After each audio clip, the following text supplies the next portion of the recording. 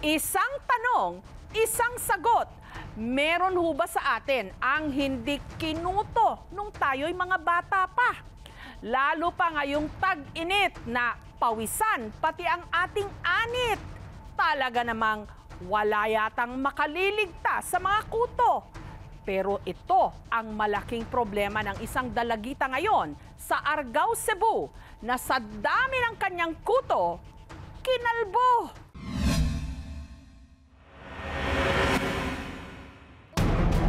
Nakikita nyo ba yan? Parang tumpok ng lupa na nakapatong sa dahon ng saging. Pero kung tititigang maigi, bakit kumagalaw-galaw?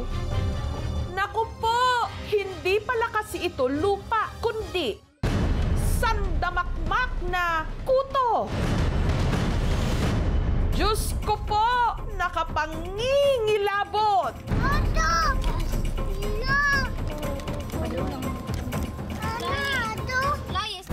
Ang mga kuto parang ginawa ng kaharian ang ulo ng 13 anyos na dalagita na itago natin sa pangalang Princess. Ang nagtsatsagang alisin ang kanyang mga kuto sa video, ang kapitbahay niyang si Janice. Palagi po yung pumupunta dito sa bahay namin. Nangangamoy talaga siya. Amoy malansa.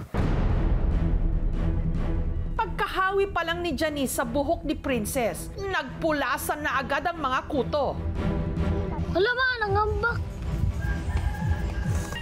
Nangambak naman mo eh. Buda na eh. Ipadol, Juda. Allah! Allah! Ginamitan ito ni Janice ng suyod. Hindi ko po in-expect nga, first suyod ko po, napuno na po yung suyod ng kuto. Hanggang ang mga kuto nagkandalaglagan. Kaya sinalupa ni Janice ng dahon ng saging. Mas maigi na dahon kasi madaling ma-dispose. Mga galing di ko katulog, ini kagabi, kay mga taga ko niya. Ang dami nang nakalatag na kuto sa dahon. Pero makalipas ang mahigit 1 oras ng pagsuyod, ang mga kuto parang hindi pa rin maubos-ubos. Ino-open ko po yung buhok niya, dami pa rin. Kaya si Janice nagdesisyon ng gupitin ang buhok ni Princess.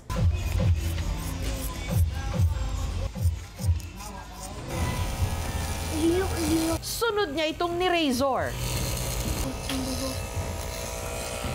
Yung kinakalbuhan ko po siya, ang dami puti-puti na parang pinamahayan na talaga ng kuto.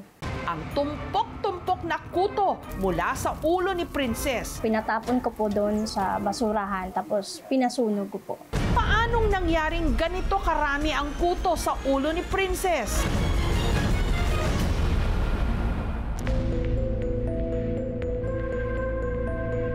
Argao, Cebu si Princess. Wala na siyang kuto ngayon. Wala na rin kasi siyang buhok. Para namubo akong buhok, pasapis ko na akong pamati.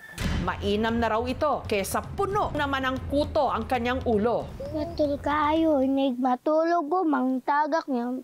Di ko katulog, basta dili na ako, pubngan akong buhok kay inig maghabol ko kay maabot man akong diri akong... Sa bodegang ito na pag-aari ng munisipyo, pansamantalang nakikisilong sina Princess. Wala ritong maayos na higaan. Tabi-tabi sila kung matulog. Kaya pati nanay ni Princess na si Alma, nahawa rin sa kuto. Sa pagtutulog namin, magkadikit ang ulo namin. Isa lang ang aming unan. Ito. Naanuhan ng kuto to noon. Kaya hindi ko na ito ginagamit eh. Nahawa na talaga ako sa inyo. Dami-dami ng kuto ko. Dami-dami talagang nangahulog.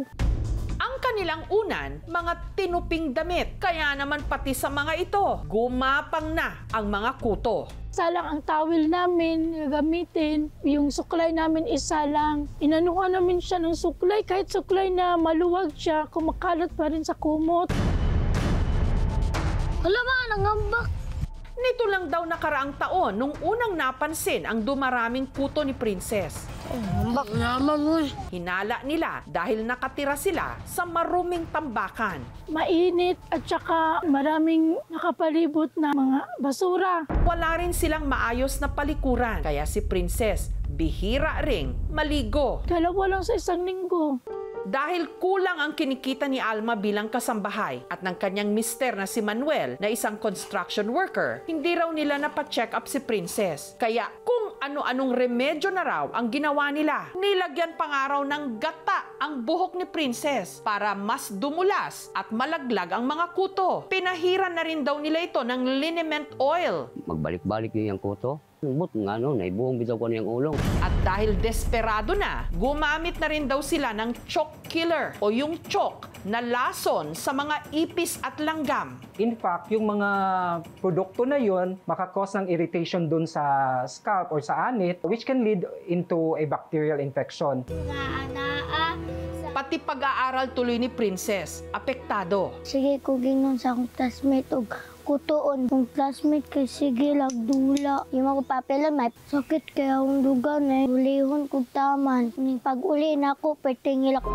Mabuti na lang, may isang kaibigan na hindi siya pinandirihan. Ang kapitbahay nilang si Diday. Dahil mabait po siya. Tanggap ko naman yun kahit may kuto siya. Perme lang ko amiga. Pay mukuha na ako ingon na. Hingutan na to. Pasalamat ko ni Diday taman. Lakong gani ko. Ni Diday.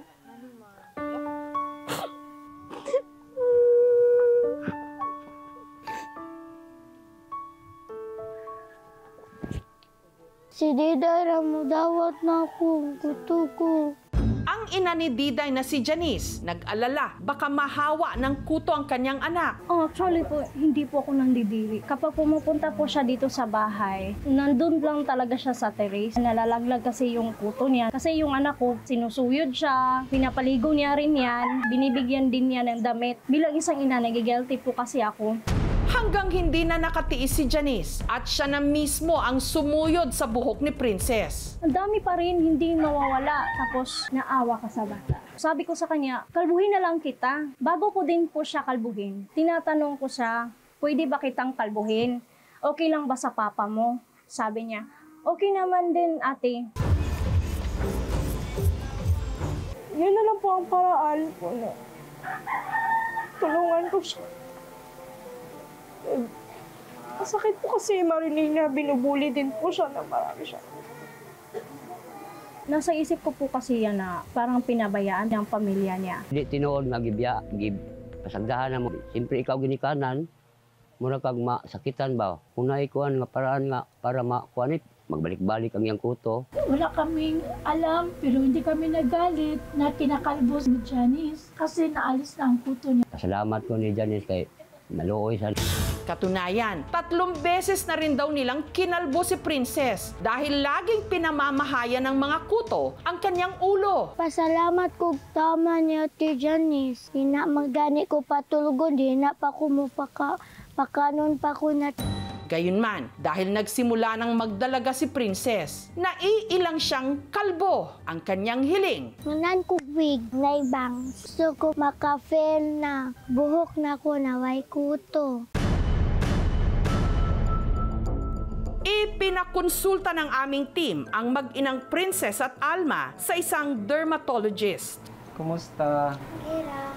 Sa ulo. Tatag yung kuto. Nakabantay ba kaniya nga nangaot gud siya?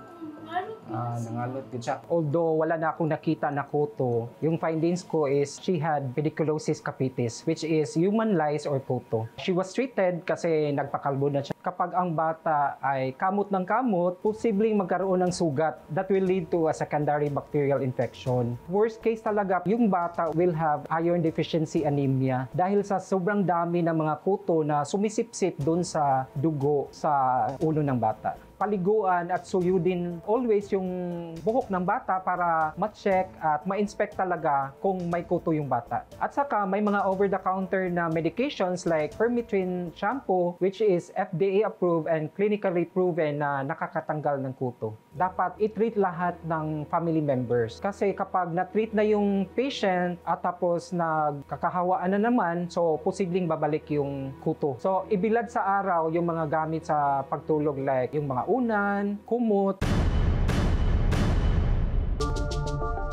Para magkaroon ng malinis at mas ligtas na tutuluyan, ang lokal na pamahalaan ng Argao nangakong i-endorso ang pamilya ni Princess na mabigyan ng libreng pabahay. Nagpaabot din sila ng bagong kumot, unan, hygiene kit at grocery items. Alma, ito ang tulong ng Local Government Unit of Argao. So, bukod sa merchandise na binigay, may pira kami ihatid sa inyo.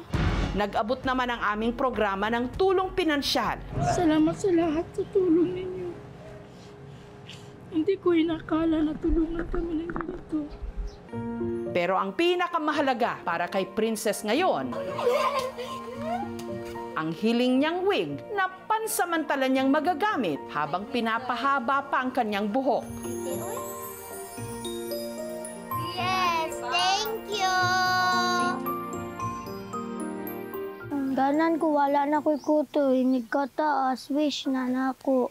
Sa totoo lang, marami sa atin nagkaroon ng kuto nung tayo'y mga bata pa. Magsilbi sanang leksyon para maging malinis sa katawan at sa ating kapaligiran. Para ang kuto, tayo'y tantanan.